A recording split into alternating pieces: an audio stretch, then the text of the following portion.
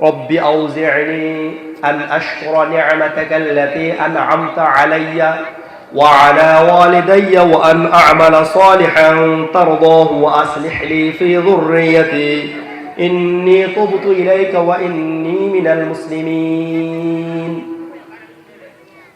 আমরা এমন সন্তান হতে চাই যে সন্তান আল্লাহ তাআলার কাছে তৌফিক চাইবে, সক্ষমতা চাইবে, সুযোগ চাইবে। কি সুযোগ চাইবে? হে আল্লাহ, আমাকে তুমি যে নিয়ামত দিয়েছো, স্ত্রী, সন্তান, পিতামাতা, জায়গা জমি, সম্পদ, সম্মান, সময়, সুযোগ, ক্ষমতা, টাকা পয়সা, যা কিছু রিজিক হিসেবে তুমি আমাকে দিয়েছো, এই সকল তোমার প্রদত্ত রিজিকের কৃতজ্ঞতা আদায় করার সুযোগ দাও, তৌফিক দাও।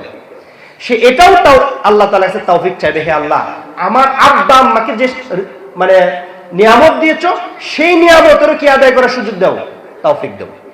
তার মানে কতটুকু কৃতজ্ঞ সন্তান হলে আল্লাহ তাআলার কাছে তৌফিক চায়, আল্লাহ আমারকে তোমার দেয়া নিয়ামতের কৃতজ্ঞতা আদায় করার তৌফিক দাও, আমার আব্বা আম্মাকে যে নিয়ামত দিয়েছো সেই নিয়ামতেরও কি আদায় করার তৌফিক দাও, সুযোগ দাও, সক্ষমতা দাও।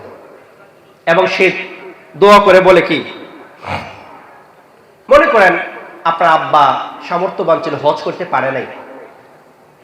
এখন আপনি জানতেন যে আপনার বাবার উপর হজ ফরজ ছিল, কিন্তু হজটা করেন নাই, ফরজ হজ করেন নাই। আপনি চিন্তা করেন, আল্লাহ আমাকে এমন সুযোগ দাও, তৌফিক দাও, যাতে আমি আমার আব্বার উপরে তুমি যে দয়া করছো সেই দয়ার কি করতে পারি, কৃতজ্ঞতা আদায় করতে পারি।